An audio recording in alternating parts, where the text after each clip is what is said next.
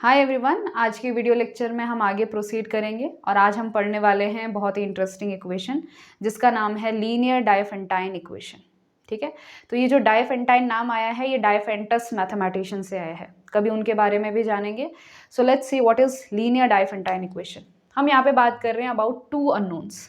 ठीक है, सो कोई भी equation ax plus B Y is equal to c, जहाँ पर ये a, b और c तीनों इंटीजर्स हैं। ठीक है, और a और b दोनों नॉन जीरो हैं। So where a is not equal to zero, b is also not equal to zero and c, ये जो तीनों हैं they belong to set of integers. ठीक है, तो ऐसी इक्वेशन को हम कहते हैं डायफेंटाइन इक्वेशन, जहाँ पे सारे जो भी कोएफिशिएंट आपको कांस्टेंट दिख रहे हैं ये इंटीजर्स होते हैं। अब इसका जो सॉल्यूशन होता है, हम इसका जो इंटीग्रल सॉल्यूशन है उसको डिस्कस करने वाले हैं। ठीक है, यानी कि x naught y naught set of integers, ये x नॉट और ये y नॉट इस इक्वेशन नंबर 1 का सॉल्यूशन कब कहलाएंगे। ठीक है, x naught and y naught are solution of equation number 1 obviously जब वो इस इक्वेशन को सेटिस्फाई करेंगे। ठीक है, so it is a x naught plus B y naught. अगर हमको सी देता है तो इसका मतलब ये है कि ये जो एक्स नॉट और वाई नॉट इंटीजर्स हैं ये इस डायफेंटाइन इक्वेशन के सॉल्यूशन हैं। वो भी कैसे सॉल्यूशन है, इंटीग्रल सॉल्यूशन। ठीक है, यानी कि इंटीग्रल यानी कि जो इंटीजर है, इंटीग्रल सॉल्यूशन। तो आज हम जो है इस डायफेंटाइन इक्वेशन के इंटीग्रल सॉल्यूशन के एग्जिस्टेंस के बारे में ही बात करेंगे।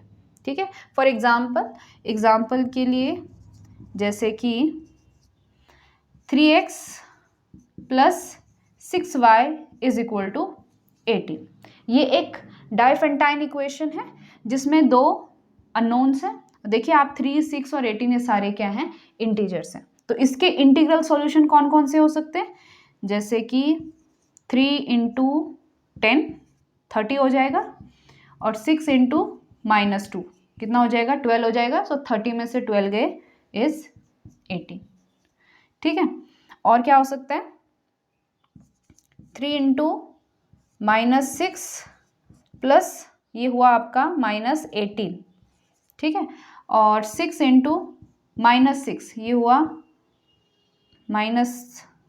प्लस लेते हैं, प्लस तो ये हुआ 36, और 36 में से 18 गए इट इज़ 80। ठीक है, और क्या हो सकते हैं, 3 इंटू 4 12 हो जाएगा, और 12 में अगर आप 6 जोड़ोगे तो इट इज़ अगेन 18। ठीक है, 12 प्लस 6 18। तो यहाँ पर ये जो 10 -2 -6 प्लस 6 4 1 ये इस डायफेंटाइन इक्वेशन के इंटीग्रल सॉल्यूशन है। तो एक चीज़ आप देख रहे हो कि इसका कोई यूनिक सॉल्यूशन नहीं है, यानी कि एक से ज़्यादा इसके इंटीग्रल सॉल्यूशन एग्जिस्ट कर सकते हैं। ठीक है, अब ऐसा भी इक्वेशन हो सकता है जिसके सॉल्यूशन ही एग्जिस्ट ना करे। फॉर एग्जांपल जैसे कि 2x plus 10y is equal to 17। ठीक है, इसको आप देख के ही बता सकते हो कि इसका सॉल्यूशन एग्जिस्ट नहीं करता है। क्यों, क्योंकि ये है इवन और ये है इवन, और दो इवन नंबर का जो सम होगा वो कभी भी ऑड नहीं आएगा। ठीक है, तो इसका जो इस डायफेंटाइन इक्वेशन का सॉल्यूशन एग्जिस्ट नहीं करता है, लेकिन ऐसा भी पॉसिबल है कि यहाँ पे ऐसा इवन ऑड का कोई लॉजिक ना हो। ऐसे भी इक्वेशन हो सकते हैं जहाँ पे समझ ना आए कि इसका सॉल्यूशन एग्जिस्ट करता है या नहीं करता है। ठीक है, तो किसी डायफेंटाइन इक्वेशन का सॉल्यूशन एग्जिस्ट कब करता है उसके ऊपर हम थ्योरम देखेंगे, और उसकी हिंट है यहाँ पर। ठीक है, ठीक है, चलिए देखते हैं कैसा होता है। जैसे कि मैंने आपसे कहा कि ये जो डायफेंटाइन इक्वेशन है इसका एग्जिस्टेंस ऑफ सॉल्यूशन इसी में छिपा हुआ है। देखिए अगर मैं ax plus B Y is equal to c की बात करूँ, ठीक है, तो यहाँ पर ये जो साइड है ये एक्चुअली a और b की लीनियर कॉम्बिनेशन है। ठीक है, और हमने इससे पहले थ्योरम देखा था कि मान लीजिए a और b दो इंटीजर्स हैं, तो उनका जो लीनियर कॉम्बिनेशन होगा उसका जो आंसर होगा वो जो आंसर होगा वो इन दोनों के जीसीडी के मल्टीपल होगा, या तो खुद जीसीडी होगा, अगर जीसीडी नहीं है तो उस जीसीडी का कोई मल्टीपल ही होगा। ठीक है, और यहीं से हमारी थ्योरम आती है कि इफ ए और बी का जो जीसीडी है it is d, then equation ax plus by is equal to c has integral solution if and only if d divides c।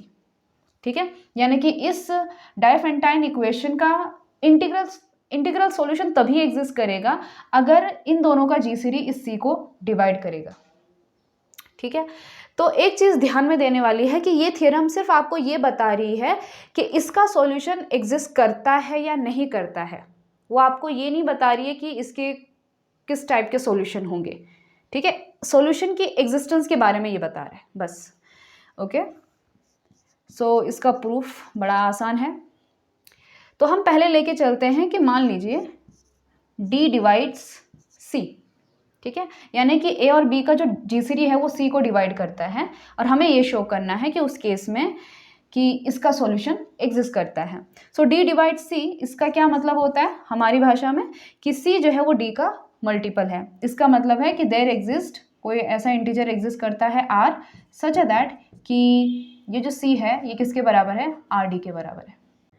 अब हमारे पास एक और चीज़ क्या है कि A और B का जीसीडी D है। सो हमें पता है कि अगर A और B का जो जीसीडी है वो D है, दिस इम्प्लाइज कि हम जो है इस D को A और B के लीनियर कॉम्बिनेशन के रूप में लिख सकते हैं। इसका मतलब है कि देयर एग्जिस्ट कोई दो इंटीजर x0 y0 जो है एग्जिस्ट करेंगे सच दैट कि ये जो D होगा ये किसके बराबर होगा, ax0 प्लस by0।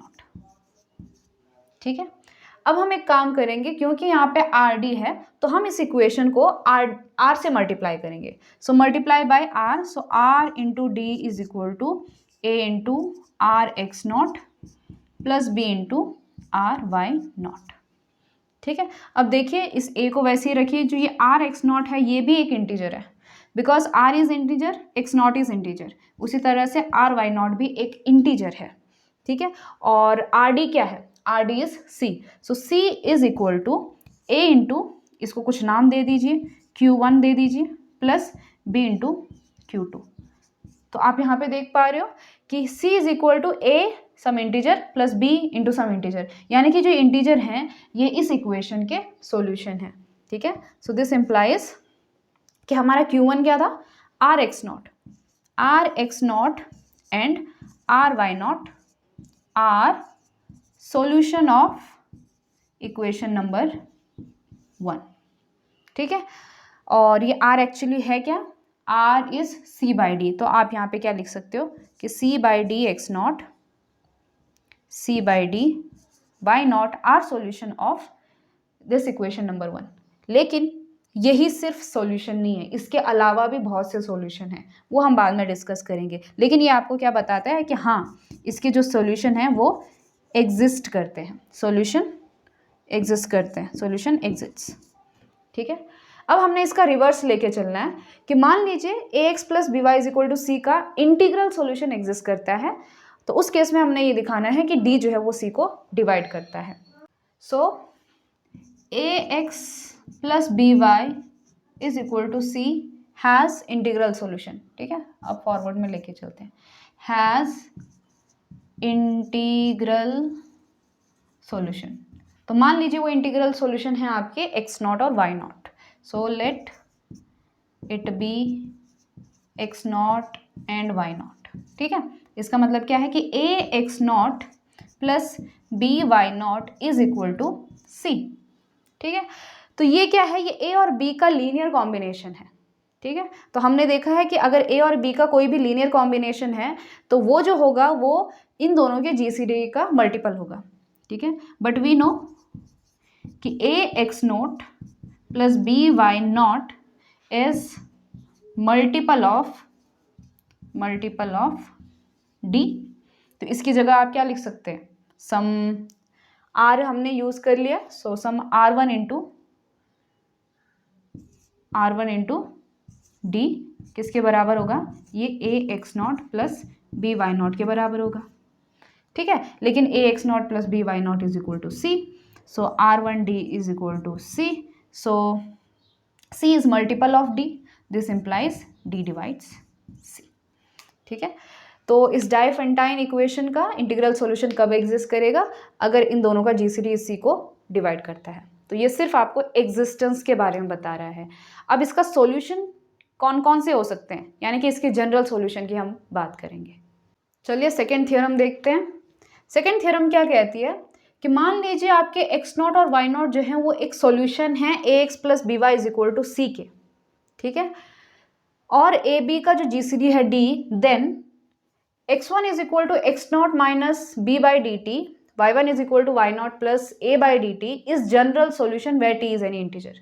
ठीक है, यानी कि आपको जो है अगर एक सॉल्यूशन पता चल गया तो आप उस सॉल्यूशन को इसमें डालकर, इस x1 और y1 में डालकर, तो आप जनरल सॉल्यूशन निकाल सकते हो। यहाँ पे आप t की वैल्यू चेंज कर सकते हो। t का वैल्यू डाल दिए, t कोई भी इंटीजर है, और x0 डालिए और b बाई डी रखिए, ठीक है ना, क्योंकि d जो है वो b का डिवाइजर है, तो ऑब्वियसली ये भी एक इंटीजर है। तो ये जो पूरा बनेगा वो भी एक नया सॉल्यूशन होगा इस डाइफेंटाइन इक्वेशन का। ठीक है, अब सवाल ये है कि ये x0 और y0 पहली बात आएंगे कैसे। ठीक है, इससे पिछले वाला अभी हमने जो थ्योरम किया, मैं वहाँ पे बताना भूल गई थी कि जब हम वो थ्योरम कर रहे थे तो एक्चुअली थ्योरम इंपॉर्टेंट क्यों होती है, क्योंकि कई बार वहाँ पे हमें वर्किंग मेथड मिलता है। ठीक है, फॉर एग्जांपल जैसे कि ax plus B Y is equal to D है। ठीक है, a और b जो है, a और b का जो GCD है वो d है। ठीक है ना, तो मैं इस इक्वेशन का इसकी मदद से कैसे जो है ये सॉल्यूशन निकाल सकती हूँ x0 और y0, क्योंकि अगर ये पता चल गया तो ये हमें आराम से पता चल जाएगा। ठीक है, तो आपको पता है कि अगर a b का GCD d है तो हम जो है इस d को इसके लीनियर कॉम्बिनेशन के रूप में लिख सकते हैं। ये चीज़ हमने इससे पिछले वाले वीडियो में ऑलरेडी की है, किस तरह से निकालना है। ठीक है, उसके बाद आपको ये पता है कि d जो है वो c को डिवाइड करता है। ठीक है ना, सो d जो है वो c को डिवाइड करता है, यानी कि some r into D is equal to c. अब आपने क्या कर देना है, बस इस इक्वेशन को r से मल्टीप्लाई कर देना है। ठीक है, so a into R X plus B into R Y is equal to किसके बराबर आ जाएगा, जब इसको हम r से मल्टीप्लाई करेंगे तो इट इज़ आर डी यानी कि c। तो ये जो आर एक्स और आर वाई है ये आपके ये x0 और y0 होंगे। एक तो आप जो है डायरेक्टली इक्वेशन में हिट एंड ट्रायल लगा सकते हो, ठीक है, या फिर आप जो है इस मेथड से पहले इसको लीनियर कॉम्बिनेशन के रूप में लिखिए और फिर उसको जो है r से मल्टीप्लाई कीजिए, तो यहाँ पे जो मिलेंगे वो उसके सॉल्यूशन होंगे। ये चीज़ हम अब प्रॉब्लम में डिस्कस करेंगे, फिलहाल थ्योरम पे आते हैं। ठीक है, सो अच्छा, मान लीजिए कि x0 और y0 एक इसका सॉल्यूशन है। ठीक है ना, तो क्योंकि since x0 y0 is solution for equation number 1, इसको हमेशा इक्वेशन नंबर 1 दीजिए, यानी कि ये जो है इसको सेटिस्फाई करेगा इक्वेशन नंबर 1 को। Therefore ax0 plus by0 is equal to c। ठीक है, मान लीजिए x1 और y1 जो है इसका जनरल सॉल्यूशन है। जनरल सॉल्यूशन तो है लेकिन वो सॉल्यूशन भी है, मतलब उसको भी सेटिस्फाई करेगा। So let x1 y1 be general solution of 1, यानी कि जो x1 और y1 है ये भी इस इक्वेशन नंबर 1 को सेटिस्फाई करेंगे। Therefore ax1 plus by1 is equal to c। अब एक काम करते हैं, इसको देते हैं 2 और इसको देते हैं 3। Now subtract 2 from 3। ठीक है, तो आपके पास क्या आएगा, a x1 में से x0 माइनस कीजिए प्लस b y1 में से y0,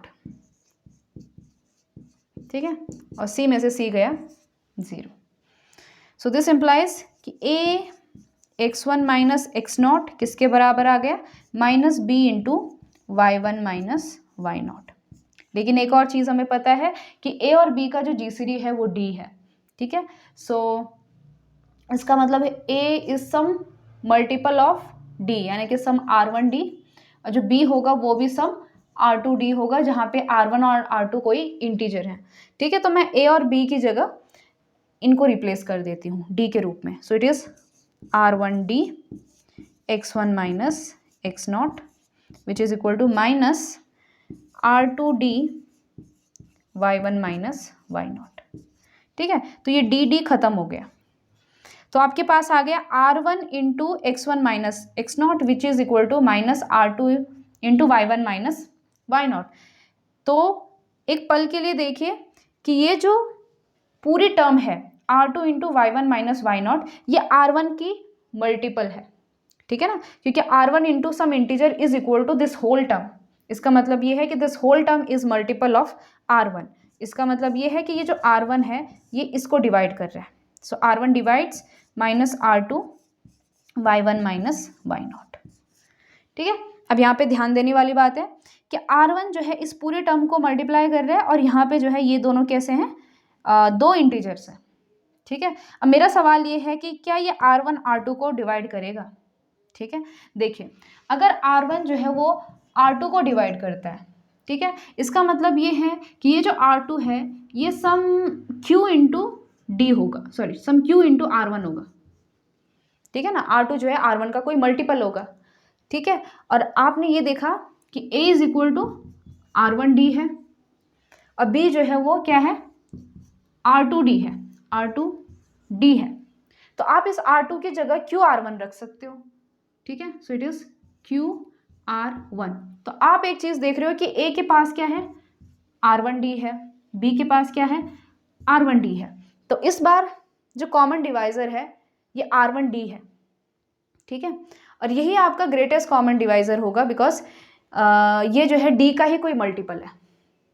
ठीक है ना, ऑब्वियसली हम पॉजिटिव की बात कर रहे हैं।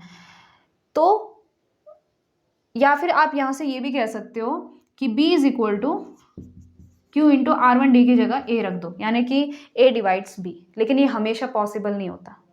ठीक है ना, हम यहाँ पे एक जनरल केस लेके चल रहे हैं कि A और B का जो GCD है वो D है। ठीक है ना, हम ये नहीं कह रहे कि A और B का GCD वो A है क्योंकि A B को डिवाइड कर रहा है। क्लियर है। सो कहने का ये मतलब है कि जब मैं R1 is equal to R1 divides minus R2 y1 minus y0 ले रही हूँ, तो उस केस में मैं ये कंसिडर करके चलूंगी कि R1 और R2 का GCD 1 है, क्योंकि अगर मैं GCD 1 ना कंसिडर करूँ तो क्या हो जाएगा, मैं इस कंक्लूजन पे आ जाऊंगी। ठीक है, जो कि एक पर्टिकुलर केस है, तो हम ये कंसिडर करके नहीं चलेंगे। तो इसका मतलब ये होगा कि ये जो R1 है ये इस टर्म को डिवाइड करता है। So R1 divides y1 minus y0। ठीक है, तो हम कंसिडर करके चल रहे हैं कि R1 और R2 का GCD 1 है। ओके, सो R1 divides y1 minus y0। तो इसका क्या मतलब निकलता है, इसका मतलब ये है कि y1 minus y0 is equal to some t into R1, उसका मल्टीपल है। तो इसका मतलब ये हुआ कि y1 किसके बराबर हुआ, y0 प्लस R1t, लेकिन R1 क्या था, R1 is a by D. So y1 is equal to y0 plus a by D into T. हमारा एक y1 आ चुका है। अब बात करते हैं हमारे x1 की। ठीक है, सो इक्वेशन इसको 4 देते हैं। तो इक्वेशन 4 में मैं y1 माइनस y0 की जगह R1t रख सकती हूँ। ठीक है, सो हम इसमें रखेंगे नीचे वाले में। ठीक है, क्योंकि यहाँ पे R1 R2 है। So R1 into x1 minus x0 is equal to minus R2 और इसकी जगह क्या रखूंगी मैं, R1t। ठीक है, सो R1 और R1 हो गया खत्म। सो x1 किसके बराबर आ गया, x0 उधर जाएगा, x0 minus R2t। So x1 is equal to x0, R2 is what, b by D. So it is b by D T. ये हमारा x1 भी आ गया है। ठीक है, अब एक चीज़ ध्यान रखने वाली बात कि ज़रूरी नहीं है यहाँ पे माइनस ही और यहाँ पे प्लस ही हो। ठीक है, यहाँ पे प्लस तो यहाँ पे माइनस भी आ सकता है, क्योंकि t कोई भी इंटीजर है। तो आप t को जो है माइनस टी से रिप्लेस कीजिए तो उस केस में प्लस हो जाएगा, और यहाँ पे भी करेंगे तो उस केस में माइनस हो जाएगा। ऐसे भी समझ सकते हैं या फिर ऐसे भी समझ सकते हैं कि यहाँ पे जो है आप R1 को क्या लिख सकते हो, R1 divides minus y1 minus y0। ठीक है ना, पॉजिटिव को भी डिवाइड करता है, निगेटिव को भी डिवाइड करता है। तो इसका मतलब क्या हो जाए कि minus y1 minus y0 is equal to r1t हो जाएगा, और फिर जहाँ जहाँ पे ये प्लस है वहाँ पे माइनस आ जाएगा। ठीक है, तो आप ये कह सकते हो कि x1 is equal to x0 minus plus b by D t, और y1 is equal to y0 plus minus a by D T is general solution of this Diophantine equation. ठीक है, तो जब भी आप प्रॉब्लम सॉल्व करोगे पहले आप देखोगे कि इसका सॉल्यूशन एग्जिस्ट कर रहा है या नहीं कर रहा है, जो हमने इससे पिछले वाली थ्योरम में देखा है। मतलब आपने ये देखना है कि क्या डी जो है सी को डिवाइड करता है या नहीं करता है। ठीक है, अगर ये हो जाता है तो आपने सेकंड स्टेप पे जाना है, या तो आप ये x0 और y0 जो है हिट एंड ट्रायल से निकालिए, या तो हिट एंड ट्रायल से नहीं निकल रहा है तो लीनियर कॉम्बिनेशन की मदद से निकालिए, और फिर इस जनरल सॉल्यूशन को निकाल दीजिए। यहाँ से आप करोलरी भी निकाल सकते हैं कि अगर a और b का जो GCD है वो 1 है, ठीक है, तो उस केस में हमारा जनरल सॉल्यूशन क्या बनेगा। अगर GCD 1 है तो ऑब्वियसली b बाई डी कितना होगा, सिर्फ b होगा, यानी कि उस केस में x1 किसके बराबर आएगा, x0 माइनस bt आ जाएगा क्योंकि d 1 है, और y1 किसके बराबर आ जाएगा, y0 प्लस at आ जाएगा। तो ये आपके जनरल सॉल्यूशन हो जाएंगे अगर a और b का GCD 1 है। ठीक है, अब जो है लीनियर डायफेंटाइन इक्वेशन के ऊपर जो एग्जाम्पल हैं that we will see in the next video lecture.